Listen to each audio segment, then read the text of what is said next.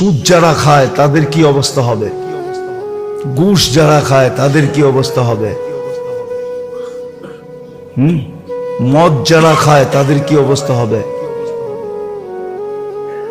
এইখানের কথা ওইখানে লাগায় তাদের কি অবস্থা হবে, গীবত করলে কি অবস্থা হবে। এই চিত্রগুলো সব দেখাইছেন। বিপরীতে জান্নাত তো দেখাইছেন, জান্নাত দেখাইছেন। দুজকটা একটু কম দেখাইছেন, যতটুক দেখাইলে বাকিটা ধারণায় বোঝা যায়। কেন দুজক তো দুজক, কিন্তু জান্নাত তো আল্লাহ রসুলকে আল্লাহ খুইলা খুইলা দেখাইছে, ঘুরা ঘুরা দেখাইছে, জান্নাত দেখাইছে। তারপরে বলছেন উম্মতকে বলেন,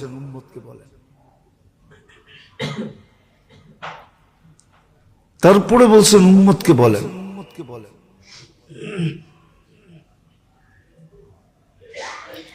উম্মতকে বলেন,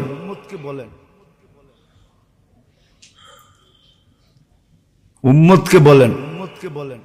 এই জন্য কিতাবে পাওয়া যায়, জানি না কতটুকু সত্য কতটুকু মিথ্যা, কিতাবে পাওয়া যায়। আল্লাহ রসুল একদিন খুব খুশি ছিলেন।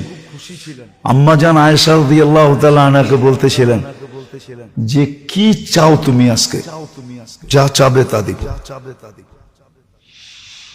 উনি বলছেন আমি আমার আব্বার লোক একটু পরামর্শ করে দেখি, আমি একলা চাইলে কি না কি চায়া ফেলি, একটু আব্বার সাথে পরামর্শ করে দেখি। তা আব্বার কাছে যেয়ে বলছে আজকে তো আল্লাহর রসুল খুব খুশি, এই কথা আমাকে বলছে, আমি কি চাবো। তো বলছে তুমি যায়া আল্লাহর রসুলকে জিজ্ঞাসা করো যে আরশে যে আপনার সাথে আল্লাহর সাথে গোপন যে কথা হয়েছে, ওই কথাগুলার ভিতর থেকে একটা কথা আমাদেরকে জানায়, আমাকে জানায় দেন।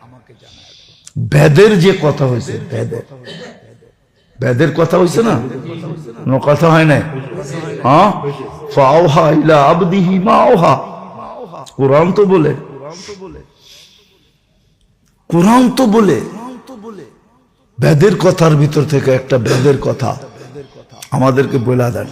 তো বলছে তোমাকে যেটা বলবো এটা আবার আয়েশা আমাকে বলো। আয়েশা বলছে ইয়া রাসূলুল্লাহ, বেদের কথা একটা বলা দেন। তো আল্লাহর রসুল বলতেছিল যদি বইলা দেই তাহলে তো বেদ আর বেদ রইল না, বেদ আর বেদ রইল না, কিন্তু বইলা তো ফেলছি তোমাকে, কথা তো দিয়া ফেলছি, যদি না বলি তাহলে তো কথা কথা রইল না। ঠিক আছে, তো বলা দিছেন একটা এটাও ছিল যে আল্লাহ আমার উম্মতকে কিভাবে মাফ করবেন এটা বলে দিছেন। কিন্তু উম্মত তো মাপ চায় না,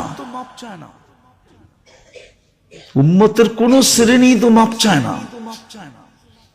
চাল চলন, চেহারা টেহারা, উঠা বসা, চলা ফেরা, খাওয়া দাওয়া, কোনোটাই দেখলেই তো মনে হয় না যে মাপ চায়। উম্মত তো মাপ চায় না আল্লাহর কাছে।